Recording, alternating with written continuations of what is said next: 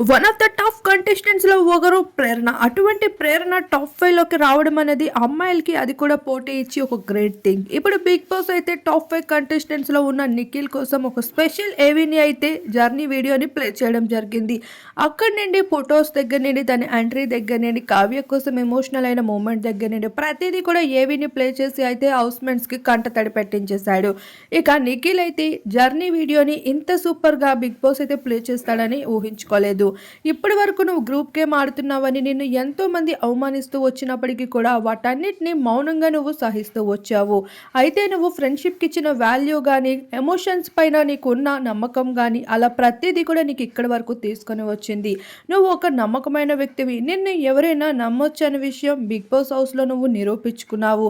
నీలాంటి వ్యక్తి మరో సీజన్లో మాకు కావాలి అంటూ నిఖిల్ కోసం ఎంతో పొగడ్తల వర్షం కురిపించడంతో ఒక్కసారిగా నిఖిల్ సైతం ఏడ్చేశాడు.